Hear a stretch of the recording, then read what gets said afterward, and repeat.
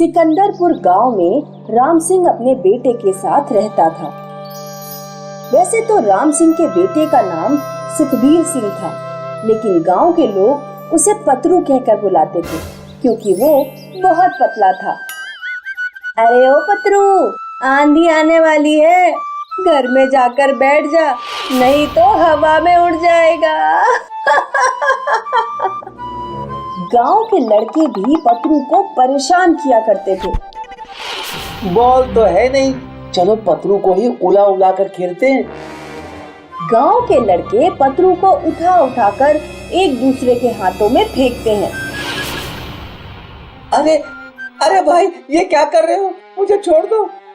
पतरू रोते हुए अपने घर पहुंचता है। क्या हुआ? क्या आज फिर किसी गांव वाले ने तुझे परेशान किया? हाँ पिताजी। चिंता मत कर बेटा, मैंने 1 लाख रुपए देकर तेरा रिश्ता एक पहलवान लड़की से तय किया है। ये रही उसकी फोटो। पिताजी, ये इतनी मोटी ताजी और मैं इतना पतला। अरे वही तो इन गांव वालों से तेरी रक्षा करेगी। पतरू की शादी पहलवान लड़की से हो जाती है। अब तुझे किसी से डरने की जरूरत नहीं है, हमारे घर पहलवान बहू है। एक दिन पतरू साइकिल से बाजार जा रहा था। सामने से एक औरत मटके में पानी लेकर आ रही थी। पतरू के साइकिल के ब्रेक खराब थे। उसकी साइकिल औरत से जा टकराई। औरत का मटका फूट जाता है और पानी गिर जाता है। अरे ओ पतरू, दिखाई नहीं देता क्या? आंखें फूट गई हैं क्या तेरी? माफ करना मौसी, साइकिल में ब्रेक नहीं है। फूंक मार दी तो उड़ जाएगा। औरत डंडा मार मार कर पतरू की साइकिल तोड़ने लगती है। पतरू को गुस्सा आ जाता है। वो तुरंत फोन करके अपनी पहलवान बहू को बुला लेता है।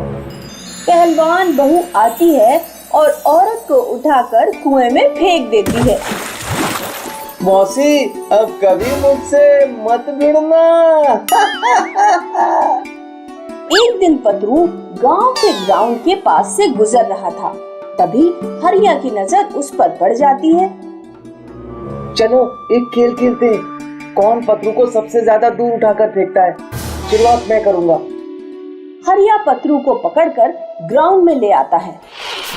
मुझे छोड़ दो, तुम मेरे साथ क्या कर रहे हो? हरिया पतरू को अपने हाथों से उठा लेता है।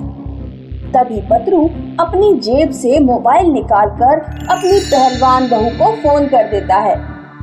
बहू तुरंत दौड़ती हुई ग्राउंड में आ जाती है।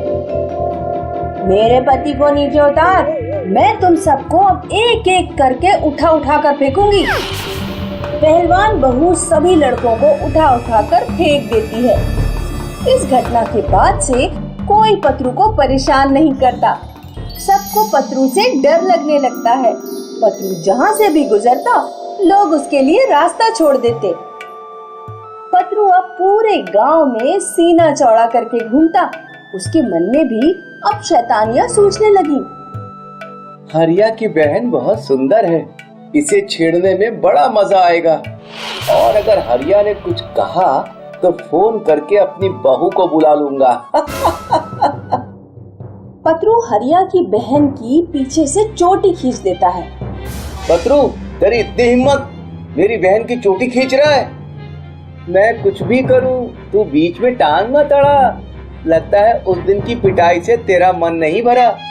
पतरू फोन करके फिर से अपनी पहलवान बहू को बुला लेता है। हरिया को मारो। अरे भाभी जी, पहले मेरी बात तो सुन लीजिए, इसने मेरी बहन को छेड़ा। क्या तुमने इसकी बहन को छेड़ा? मैंने ऐसा कुछ नहीं किया, तुम बस इसकी पिटाई करो। तभी एक लड़का वहाँ आता है। हरिया ठीक कह रहा है, देखिए भाभी जी, मैंने वीडियो भी बनाई है।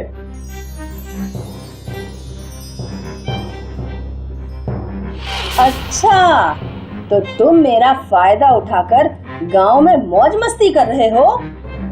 पहलवान बहू पतरू की खूब पिटाई करती है।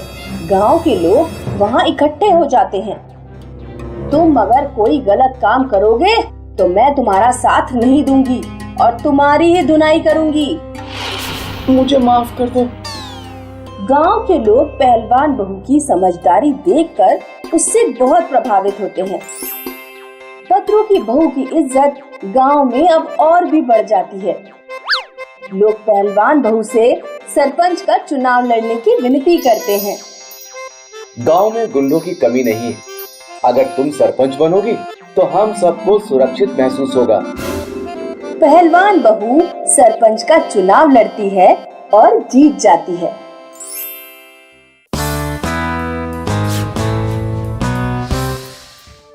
सीतापुर गांव में सोनम अपने माता पिता के साथ रहती थी। सोनम के पापा सिक्योरिटी गार्ड की नौकरी करते थे। शाम को सोनम के पापा साइकिल पर थैला टांग कर लौटते तो सोनम दौड़ते हुए जाती और साइकिल से थैला उतार लेती। पापा, आज क्या चीज लाए हो? तू इतनी बड़ी हो गई और आज भी सबसे पहले थैले में चीज चेक करती है। आज मैं बेसन के लड्डू लेकर आया हूँ। लड्डू बाद में खा लेना, पहले बर्तन धो ले। धो लूंगी माँ, तुम तो हमेशा काम के पीछे पड़ी रहती हो। सोनम पापा के साथ सुबह सुबह पार्क में टहलने जाती थी। बेटा, ये सवाल तो मुझे पूछना चाहिए कि तुम बड़ी होकर क्या बनना चाहती हो, और तुम्हें जवाब देना चाहिए। पापा, मैं अपने करियर को लेकर बहुत कंफ्यूज रहती हूँ। बेटा, करियर में कंफ्यूजन बहुत सारे स्टूडेंट्स को होता है, लेकिन धीरे धीरे तुम्हें अपनी मंजिल का पता लग जाएगा। उसी समय दुनिया में प्लेग महामारी फैलती है। गांव के लोग बेफिक्र होकर अपनी जिंदगी जी रहे थे। सोनम के पापा ड्यूटी करने शहर जाते थे। दुर्भाग्य से वो प्लेग की चपेट में आ जाते हैं। सरकार का एक आदमी सोनम के घर आकर कहता है, मिस्टर राधेश्याम का घर यही है? हाँ। आपके पति प्लेग की चपेट में आ गए हैं, अस्पताल में भर्ती हैं। किसी को उनसे मिलने की इजाजत नहीं है।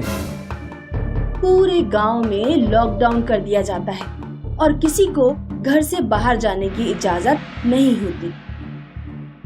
माँ, पिताजी कब घर आएंगे? आ जाएंगे बेटा।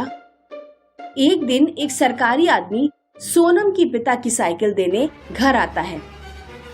मुझे बहुत अफसोस के साथ कहना पड़ रहा है कि राधे श्याम जी अब इस दुनिया में नहीं रहे। ये लीजिए उनकी साइकिल और थैला। सोनम अपने पिताजी की साइकिल देखकर बहुत रोती है। सोनम के परिवार की मुश्किलें यहीं खत्म नहीं होती। महामारी बढ़ते बढ़ते गांव तक पहुंचने लगती है। इसीलिए सरकार लोगों से गांव खाली करवा लेती है और गांव के लोगों को कैंपों में भेज दिया जाता है। माँ, हम अपने घर कब लौट पाएंगे? धीरज रखो बेटा। अंधेरा जब बहुत गहरा हो जाता है तो समझना चाहिए कि सुबह करीब है। 6 महीने बाद सोनम और उसकी माँ वापस अपने घर लौट पाते हैं। माँ, मैंने निर्णय कर लिया है कि मैं एक सरकारी ऑफिसर बनूंगी। 12वीं क्लास कंप्लीट होने के बाद सोनम ग्रेजुएशन कंप्लीट करने शहर चली जाती है और ग्रेजुएशन के दौरान वो सब इंस्पेक्टर के एग्जाम की तैयारी करती है। ग्रेजुएशन कंप्लीट होते ही सोनम एसआई का एग्जाम देती है। फिजिकल टेस्ट में वो पास हो जाती है, लेकिन रिटन टेस्ट में फेल हो जाती है। सोनम अपनी माँ को फोन करके बताती है, माँ, मैं रिटन टेस्ट में फेल हो गई। बेटा, सफलता का असली महत्व वही समझ पाता है जिसने कभी असफलता देखी हो। तुम अपनी तैयारी जारी रखो, अगले साल फिर एग्जाम देना। सोनम 1 साल तैयारी करने के बाद दोबारा एग्जाम देती है और इस बार फिजिकल और रिटन दोनों टेस्ट पास कर लेती है। ट्रेनिंग के बाद सोनम की ड्यूटी रामपुर जिले में लगाई जाती है। एक दिन बस में एक लड़का जा रहा होता है। बस अचानक से रुकती है तो लड़का लड़की के ऊपर गिर पड़ता है। तेरी इतनी हिम्मत, तूने मुझे छुआ? नहीं, मैंने जानबूझकर ऐसा नहीं किया, बस में झटका लगने के कारण ऐसा हुआ। लड़की लड़के की कोई बात नहीं सुनती। पूरी बस में चिल्ला चिल्ला कर कहने लगती है, इस लड़के ने खुलेआम मुझे छेड़ा है। बस में मौजूद लोग लड़के की पिटाई करने लगते हैं। सोनम की ड्यूटी उसी रोड पर होती है। सोनम तुरंत बस के अंदर जाती है और लड़के को बचाती है। अब अगर किसी ने इसे हाथ लगाया तो वो जेल में होगा।